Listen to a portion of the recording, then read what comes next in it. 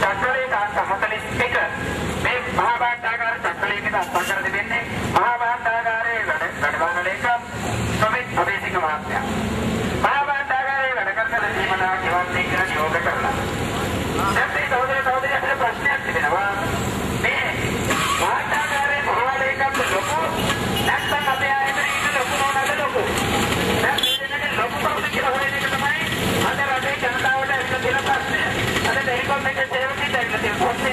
මේ දෙන්නගේ ලොක්කට නතාව ඇත්ත.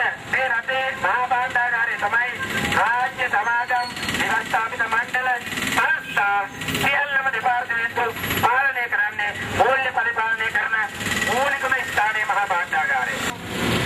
අපේ ප්‍රසාද නියමනා ගෙවලා තිබෙන්නේ ඒ පදනමම මූලික කරගෙන 2009 වසරේ මේක ගෙවන්න කියලා නියෝග කරනවා. අද මේ මත්හනේ දෙලියට ඇවිල්ලා ඉන්නේ. ඔබ කොහොමත්ම ඉන්නේ ගිනි කාස්ටකේ තමයි. වායු සමීකරණ අලෙවි කරන කටයුතු වලට ඔබ පාරට දැස්සහම අවුව වැස්ස බලන්නේ නැතුව ඔබ මුදල් ගෙනල්ලා දීලා තිබෙනාට සහෝදරයන් මේ ගිනි අවුව වැස්ස නොබලා පාරට බහැලා කණු නැගලා වඩවලේ මාත්‍රයට ගෙනල්ලා දීලා තිබෙන්නේ.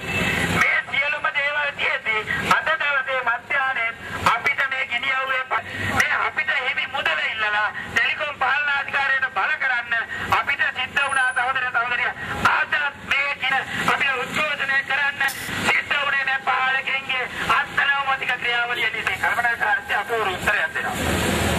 ටෙලිකොම් එක ආණ්ඩුවේ මහා භාණ්ඩාගාරයේ අපවෙනුවෙන් චක්‍රලේඛ ඉස්සරහට මේ නිසායි මහා භාණ්ඩාගාරයේ මේ මහජනතාව ගැන ඉතලා ඒවා කරනවා.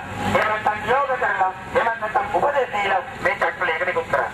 මේ චක්‍රලේඛේන අපේ පාලනාධිකාරිය කියනවා මේක ආණ්ඩුවේ එකක් නෙමෙයිලු.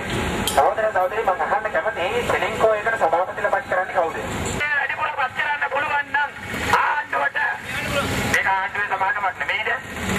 සහෝදරි මේක ආණ්ඩුවේ සමාගමක් නෙමෙයිද? මොකක්ද ඒගොල්ලන්ට වෙලාවක් නැතුව? ඒගොල්ලන්ට වෙලාවක් තිබෙනවා. ඒ පාලනාධිකාරියට සැලෙන්න චක්‍රයක් පත්ුනේ නැහැ. ඒක මේ අවශ්‍ය කරන නැති කඩකලා වාදුනේ නැති.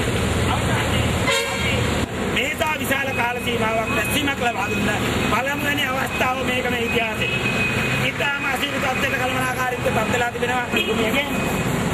IPTV බඩු ගෙන්නවා විදේශයෙන් ලංකාවට. ඒ ගෙන්නන මොහොත වෙනකොට ඒකට වේගයෙන් දඩ ගැහුවා මිලියන 400කට ආසන්න ප්‍රමාණයක්. අපි පාරේ අපේ සල්ලි සේවකයෝ පාලකයෝ අපේ